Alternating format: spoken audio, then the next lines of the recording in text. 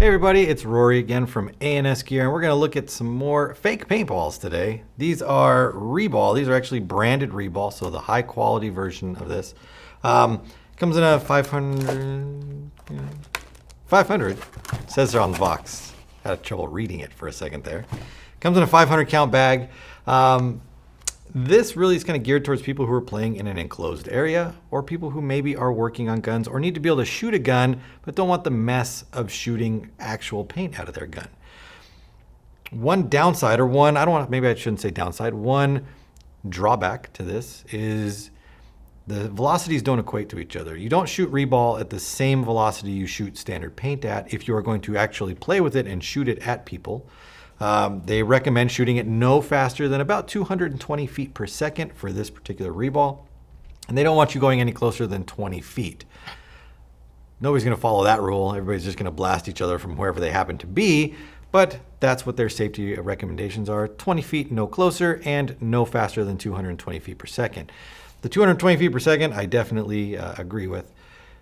You don't want to shoot them too hard because you lose accuracy shooting them faster, and in order to get them to go that quick, you're going to just sacrifice efficiency through the gun, and it's just going to kind of just be bad all around right there.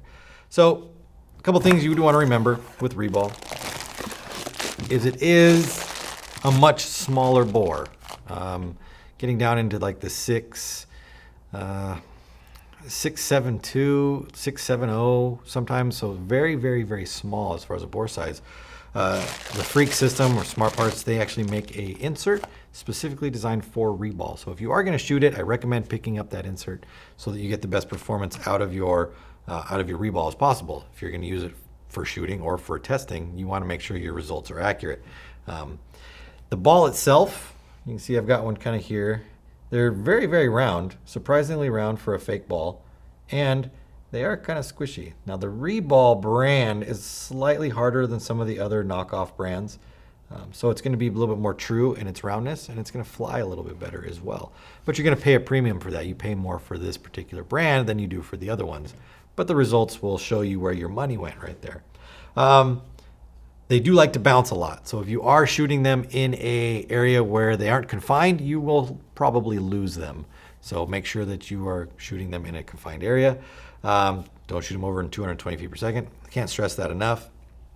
If you are going to clean them, because they will get dirty, you should be cleaning them every time you use them just with normal water, no soaps, no oil, no nothing other than water. Dry them thoroughly and put them back into the rotation and shoot them out. Certain loaders also don't like pushing Reball. They like to jam it up. So you'll have probably a lot of trial and error to do when finding a loader that feeds Reball consistently and efficiently, because a lot of loaders have problems with them. But again, if you're in the area where you can shoot in a confined space with friends or just by yourself, or if you're doing some testing, pick up some Reball. This one happens to come in the 500 count for the real authentic Reball brand. They work great. I use them downstairs for testing guns, either when customers bring them in for repairs or when I'm building new guns just to make sure they work. It's really a cleaner solution than shooting real paint out of them. So check it out. Real Reball, available through the website, 500 count bags. Order yours now through ansgear.com.